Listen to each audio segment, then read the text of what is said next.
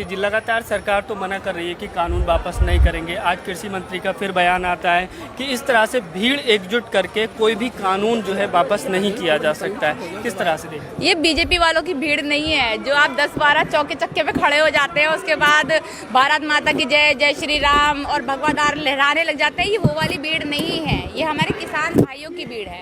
ये किसान भाइयों की भी भीड़ नहीं कहूँगी, ये हमारे देश के जितने भी लोग हैं उनकी भीड़ है।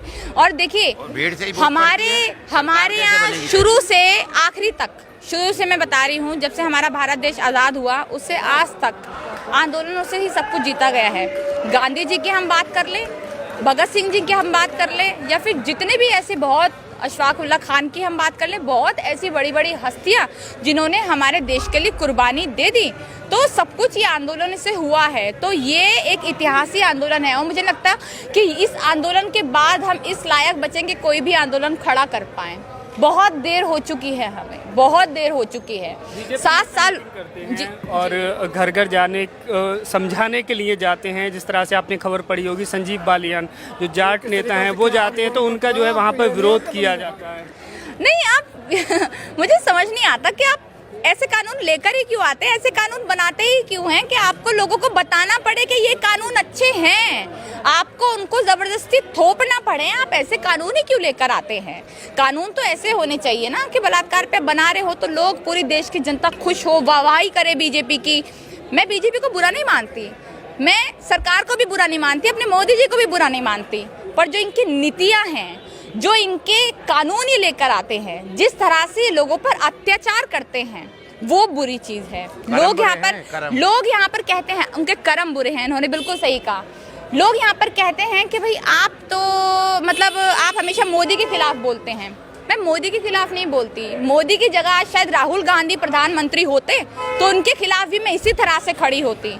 राहुल गांधी के अगर जगह केजरीवाल प्रधानमंत्री होते तो मैं उनके भी खिलाफ खड़ी होती। पर हमारी दुख हमारे लिए ये है कि हमारा जो प्रधानमंत्री है वो राहुल गांधी, केजरीवाल जैसे लोग नहीं हैं। अभी हमारे जो दुख की बात यह है कि वो मोदी जैसे लोग हमारे प्रधानमंत्री हैं, जिनके पास आज तक रियल डिग्री दिखाने के लिए नहीं है, जो अपने आप को झूठा चाय वाला बोलने का वादा करते हैं। फिर उसके बाद आप एक जगह जाते हैं। देखिए, आपने हमारे प्रधानमंत्री जी की मैं बात कहूँगी, हमारे प्रधानमंत्री जी कहते हैं हम तो भाई दलित हैं। कई बार बोला उन्होंने कि भैया हम दलित हैं, पिछड़े हैं, हम तो पिछड़े लोग हैं, ये बोला उन्होंने। चलिए ठीक है। उसके बाद पहली बात, मुझे कोई मतलब ही नहीं वो क्या है क्या नहीं। हो सकता है वो ऊंची जात के हो, अगर हो सकता है वो दलित हो, चलिए ठीक है। आप दलितों को इतना खराब समझते हैं, इतना गिरा हुआ समझते हैं कि आप उनके पैर धो रहे हैं। मतलब पैर धोना आपके लिए बहुत बड़ी बात हो गई कि आपने दलितों के पैर धो दिए, जिनमें से एक भी इंसान, उन्हें 5 में से दलित नहीं बिठाया था। मतलब आपके लिए इतनी घिनौनी बात है दलितों के पैर धोना कि आप उनमें से एक भी दलित को नहीं बिठा रहे हैं। आप दलितों के घर पर जाकर खाना खा रहे हैं। हम दलित लोग ऐसे होते हैं, उनको एक भी नहीं बना रहे। अपने कैबिनेट में एक नहीं रखेंगे दलित, अपने कैबिनेट में एक नहीं रखेंगे, एक मुख्यमंत्री का भी दलित नहीं बनेगा। एक मतलब बड़ी अरे राष्ट्रपति से क्या मतलब? देखिए, मैं आपको बताती हूँ, हमारी जो चीज है ना, मैं आपको बताती हूँ, दलित बनाया नहीं है, बनाना पड़ता है, क्योंकि दलितों के भी तो वोट चाहिए ना भाई। दलितों के वोट कहाँ से मिलेंगे अगर आप एक भी नहीं रखेंगे? तो इन्होंने हमारे राष्ट्रपति जी को दलित राष्ट्रपति बना दिए। अब मैं उनकी भी बात बता दूं जरा। राष्ट्रपति हमारे भारत के लिए सबसे ऊंची पोस्ट होती है, राष्ट्रपिता। राष्ट्रपति मतलब राष्ट्रपिता।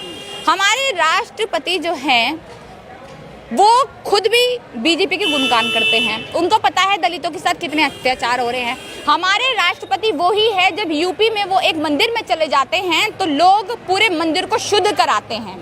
वो हमारे राष्ट्रपति हैं। आप उनको इस तरह से बेइज्जती कर रहे हैं उनको राम मंदिर में बुलाया नहीं गया क्योंकि वो दलित है। वहाँ पर उद्घाटन में उनको बैठाया नहीं गया क्योंकि वो दलित थे। आप उनके साथ इस तरह का अत्याचार भी करते हैं, उनको मेंटली प्रेशराइज भी करते हैं, उसके बाद भी कहते हैं कि हमने दलित राष्ट्रपति बना दिया। तो ये कहने से कुछ नहीं होता। अगर आपको बनाना है, आप मुख्यमंत्री बनाइए ना। योगी आदित्यनाथ को बनाया है, किसी दलित को बनाते? हटाओ इनको, किसी दलित को बनाओ मुख्यमंत्री। आपके तो बहुत सारे लोग हैं भैया, बनाओ कैबिनेट मिनिस्टर बनाओ, कैबिनेट्स में लाओ दलितों को। पर इनसे ये सब नहीं होने वाला है। अगर OBC छोड़िए को भी नहीं बनाते, मुस्लिम को भी ओबीसी नहीं को बनाते। नहीं बनाएंगे नहीं ना। आदिवासी को नहीं बनाते।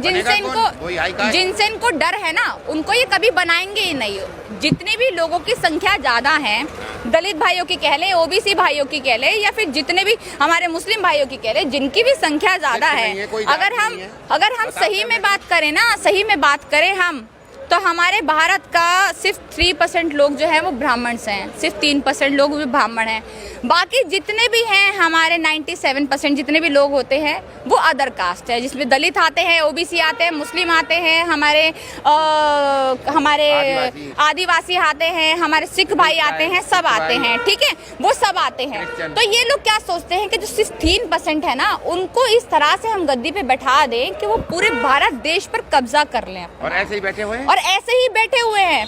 आप जितने भी पोस्ट देखेंगे ना, बड़ी पोस्ट, जितने भी बड़े डॉक्टर्स होते हैं, जितने भी बड़े इंजीनियर्स होते हैं, जितने भी जज होते हैं, मीडिया के जितने बड़े अधिकारी हैं, वो सब ब्राह्मणवाद से ही आते हैं, ब्राह्मण लोग होते हैं।